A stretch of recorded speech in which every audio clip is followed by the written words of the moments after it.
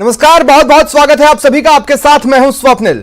पाकिस्तान में धर्म परिवर्तन की फैक्ट्रियां धड़ल्ले से चल रही हैं और अब यह बात किसी से छिपी नहीं है कि पाकिस्तान में कट्टरपंथियों के निशाने पर हिंदू, सिख और ईसाई हैं। लेकिन वहां हिंदू और ईसाई लड़कियों के साथ जो अत्याचार उजागर हुआ है, उसकी खबर हंगामा 7 समंदर पार तक जा पहुंचा है। क्या है यह खबर और क्या कर रहे हैं आजकल इमरान खान? आज के इस खास शो में हम आपको यही बताने वाले हैं। तो चलिए शुरू करते हैं आज का यह खास शो, आईएसआई का दुल्हन कांड।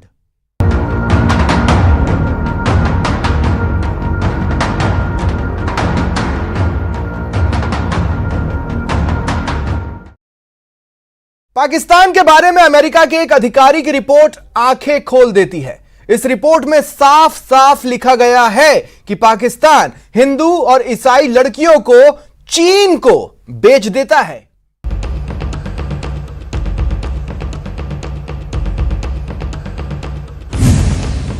पाकिस्तान का ऑपरेशन तासी।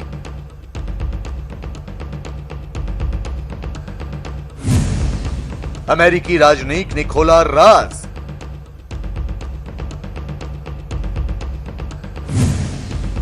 निशाने पर हिंदू और ईसाई लड़कियां।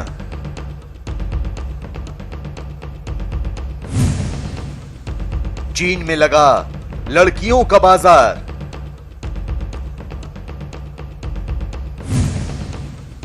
अल्पसंख्यकों की बेटियों की बोली। अल्पसंख्यकों पर अत्याचार। दुनिया के अलग अलग हिस्सों से सामने आई विरोध की आवाजें अब बहुत तेजी से उठने लगी हैं और इन आवाजों का निशाना है एक ही मुल्क, पाकिस्तान।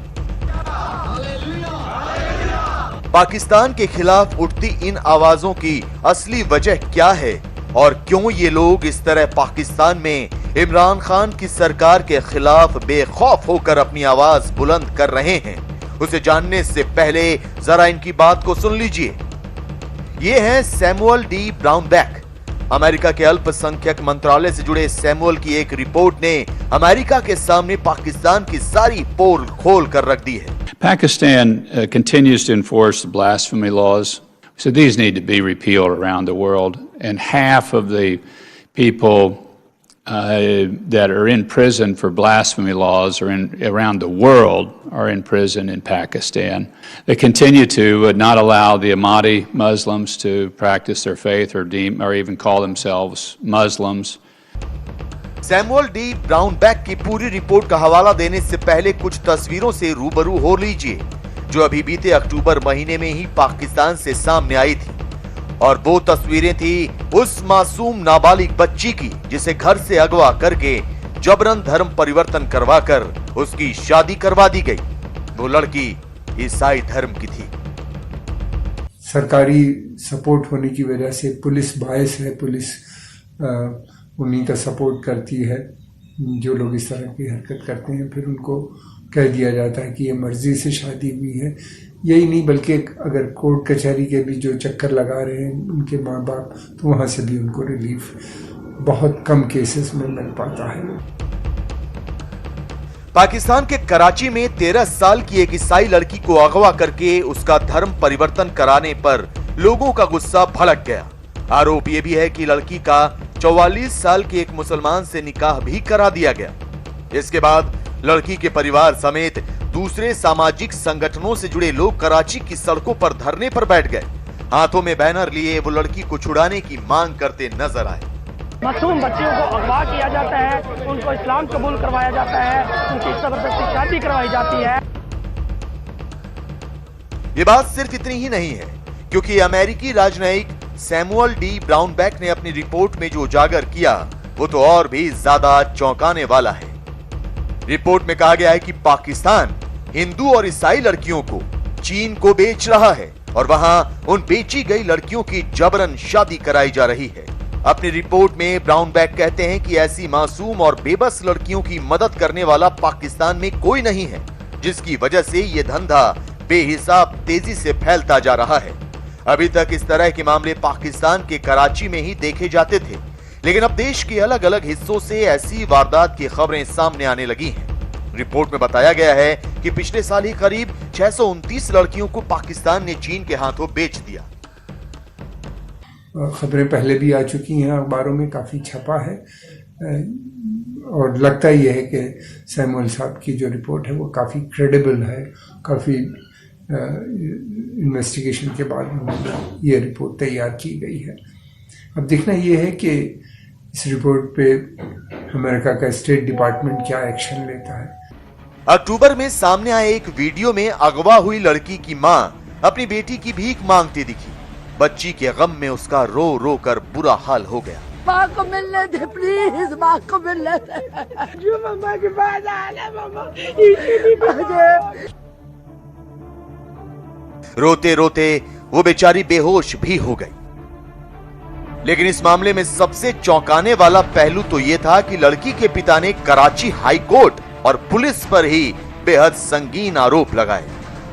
वाइफ ने चिल्लाया, एकदम भाग के दरवाजे से देखा जाली में तो एकदम अंदर से किसी ने खींच लिया। इन रोते बिलखते और मासूम बच्ची के हक में इंसाफ की आवाज बुलंद करते इन लोगों को देखकर इस बात का अंदाजा लगाना जरा भी मुश्किल नहीं, यहाँ सरासर नाइंसाफी हुई है। ये प्रक्रिया काफ़ी समय से चल रही है और इसके ऊपर काफ़ी लिखा भी गया है, लेकिन अभी तक पाकिस्तान की अथॉरिटीज़ ने कोई एक्शन, कंक्रीट एक्शन नहीं लिया गया है, क्योंकि पुलिस और जुडिशियल न्यायपालिका भी उनके साथ मिली भी है। ये दोनों जगहों पे देख रहे हैं कि काफ़ी हद तक जो एक्सट्रीमिस्ट इस्लामिक ऑर्गेनाइजेशन है उनके लोग भरे हुए हैं। विरोध की तमाम आवाजों और ताबड़तोड़ तेजी से बढ़ती वारदातों के बावजूद इमरान खान की सरकार चुप्पी साधे रही। ब्राउन बैग की रिपोर्ट बताती है कि पाकिस्तान में अल्पसंख्यक हिंदू और ईसाई लड़कियों का पूरा बाजार बन चुका है, जिन्हें चीन में दासी बनाकर बेचा जाता है। और इस काम को कोई एक गैंग नहीं बल्कि इसके पीछे एक पूरा रैकेट काम करता है।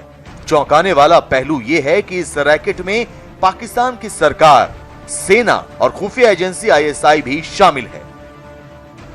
सैमुअल ब्राउन बैक ने इस रैकेट के बारे में अपनी रिपोर्ट में बताया कि पाकिस्तान हिंदू और ईसाई लड़कियों को चीन में दासी बताकर उनकी मार्केटिंग करता है। सैमुअल ने पाकिस्तान को लेकर और भी कई बड़े खुलासे किए हैं। यह बात उजागर हुई है कि चीनी नागरिक औरतों को खरीदने के लिए ही पाकिस्तान आते हैं और पाकिस्तान में सक्रिय रैकेट उन्हें हिंदू और ईसाई लड़कियों को बेचते हैं। रिपोर्ट में यह भी कहा गया है कि अल्पसंख्यक समुदाय की महिलाओं को चीन के लोगों से शादी के लिए मजबूर किया जाता है।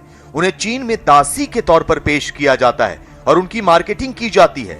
सबसे बड़ी बात यह कि जिन परिवारों की ये लड़कियां होती हैं, उनकी कोई सुनवाई भी नहीं की जाती।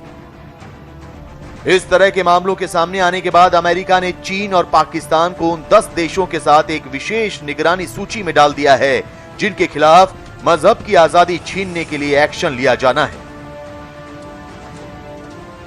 अमेरिका ने करीब 10 ऐसे देशों को विशेष निगरानी सूची में डाला है, जहां पर धार्मिक स्वतंत्रता को दबाया जा रहा है। अमेरिका का कहना है कि ये सभी देश धार्मिक उत्पीड़न को अपने देशों में रोकने में नाकाम रहे हैं। इन देशों में म्यांमार, चीन, ईरान, नाइजीरिया, पाकिस्तान, सऊदी अरब, तजाकिस्तान, तुर्कमेनिस्तान, इरिटेरिया और नॉर्थ कोरिया शामिल हैं। इन देशों के अलावा कोमोरोस, क्यूबा, निकारागुआ और रूस को भी एक अलग सूची में डाला गया है, जिन पर धार्मिक स्वतंत्रता को दबाने के आरोप लगे हैं। महज कुछ देशों को ही नहीं बल्कि अमेरिका ने ISIS और बोको हराम जैसे कुछ संगठनों का भी नाम जारी किया है, जिन्होंने दुनिया में धार्मिक स्वतंत्रता को दबाने की कोशिश की।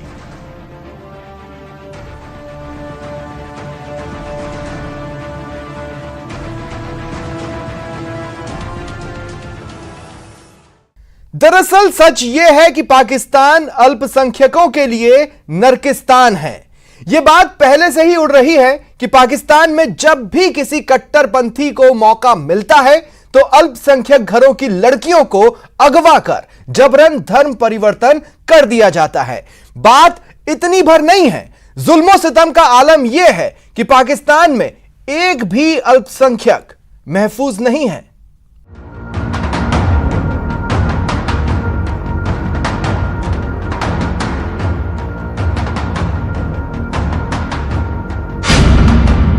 बेनकाब हो गया पाकिस्तान। बेखौफ धर्म परिवर्तन का धंधा। इमरान राज का स्याह सच।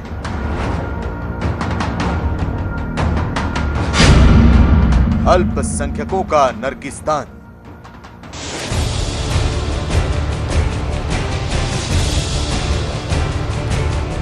पाकिस्तान में इमरान खान की सरकार को बने एक अरसा बीत चुका है।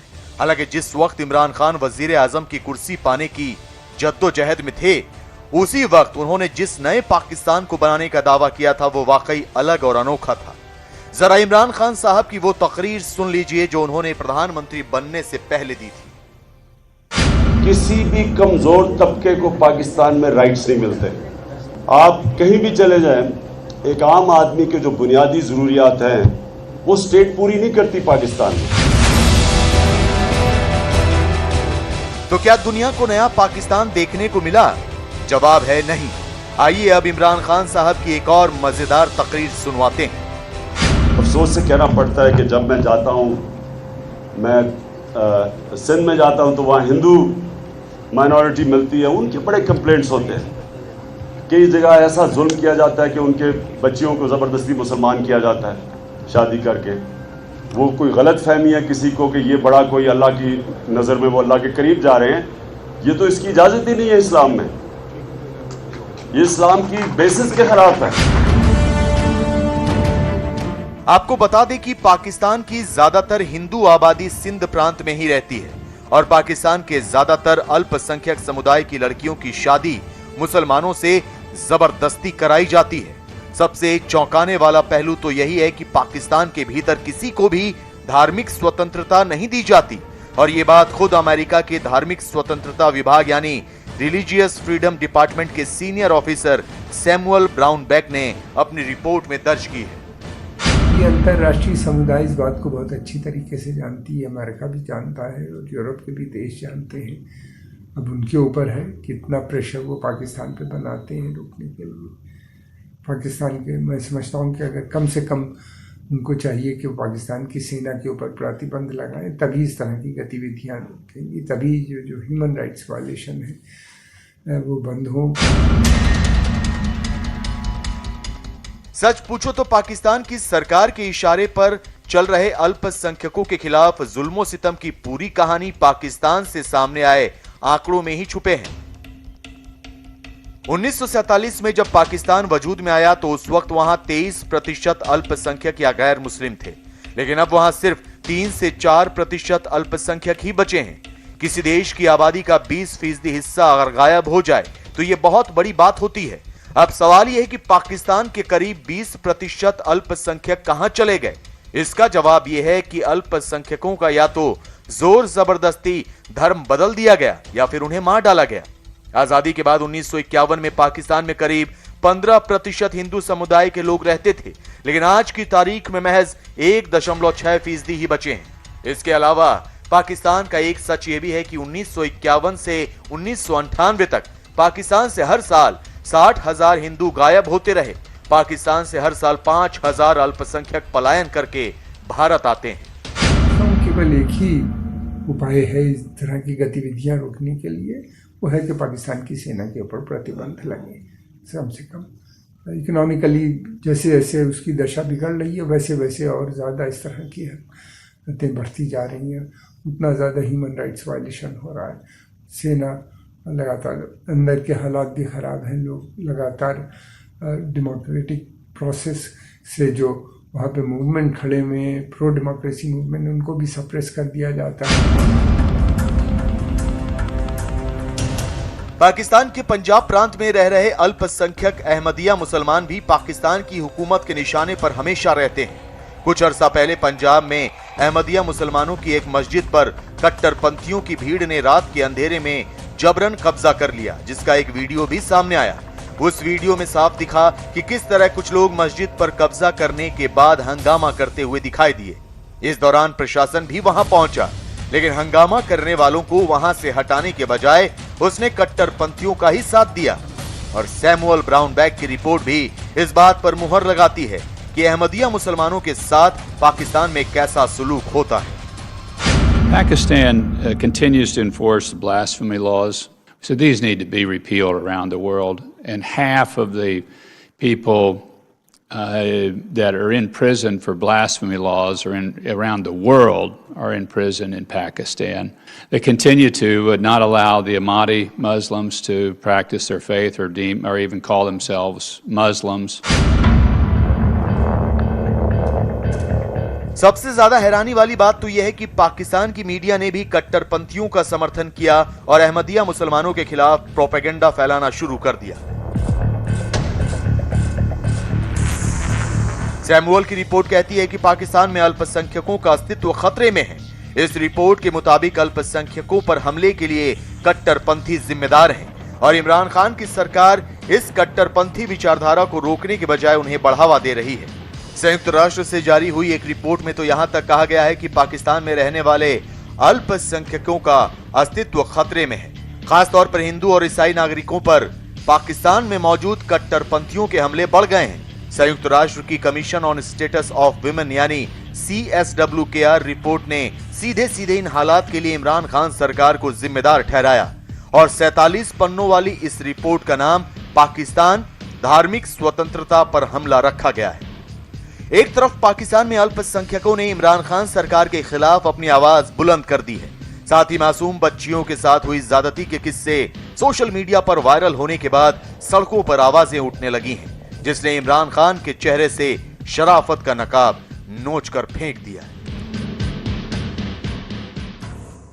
और अब बात करते हैं पाकिस्तानी फितरत की, जिसमें सच छिपाना उसकी आदत है। दरअसल जब भी सरहद पर पाकिस्तानी सैनिकों को भारतीय सैनिक निशाना बनाते हैं, पाकिस्तान उस सच को छुपा जाता है। लेकिन सर्जिकल स्ट्राइक के खौफ से पाकिस्तान अब अपने सैनिकों की मौत की बात कबूल रहा है।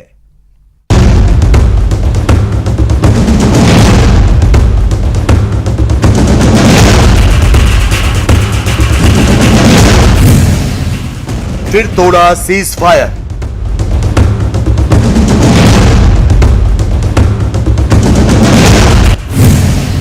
मनकोट और कृष्णा घाटी में गोलाबारी।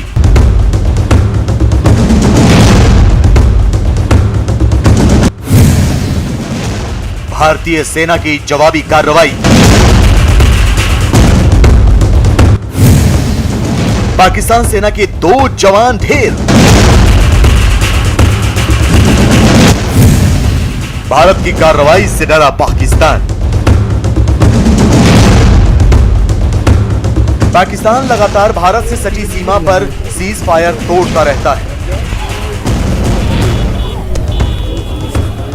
लेकिन सीज फायर तोड़ने के जरिए आतंकियों को लगातार घुसपैठ कराने की कोशिश में लगी पाकिस्तान की सेना को जब जब भारत की जवाबी कार्रवाई का सामना करना पड़ता है तो उसे कितना नुकसान होता है, इस बात को पाकिस्तान की सेना हमेशा छिपाने की कोशिश में लगी रहती है।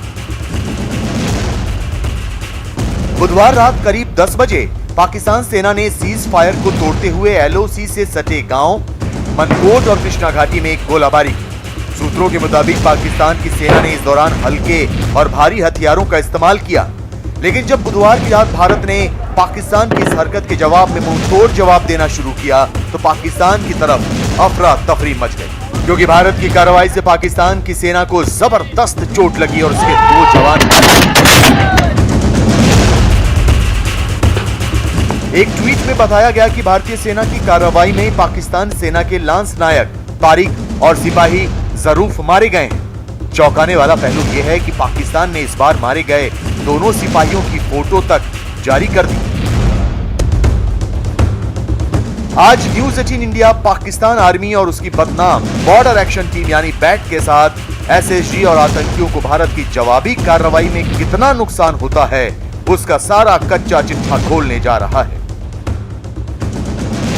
आप ये जानकर हैरान रह जाएंगे कि पाकिस्तान की सेना जब जब सीज फायर तोड़ती है और उसके खिलाफ भारतीय सेना जब भी जवाबी कार्रवाई करती है तो पाकिस्तान की सेना सबूत मिटाने में लग जाती है और पाकिस्तान की आर्मी POK में सबसे पहले इंटरनेट कनेक्शन काट देती है ताकि कोई भी खबर वहां से बाहर ना निकल सके। पाकिस्तान सैनिकों को भगाने से रोकने के लिए मुजफ्फराबाद नीलम घाटी के रास्ते को ब्लॉक कर दिया जाता है। इसकी वजह से मीडिया भी उस इलाके में नहीं पहुंच पाती। कई बार पीठ दिखाकर भागते पाकिस्तान के सैनिकों की थर्मल इमेज भी देखी गई। पिछले महीने ऐसे 2 वाकये सामने आए जो पाकिस्तान सेना की अपनी चोट छुपाने की हरकत का पर्दाफाश कर देती है। पाकिस्तान एक लतखोर स्टेट है। लतखोर का मतलब जो लोग लात खाने के आदी होते हैं, उनको लात न मिलता रहे तो उनका खाना नहीं पचता है, उनको नींद नहीं आती है।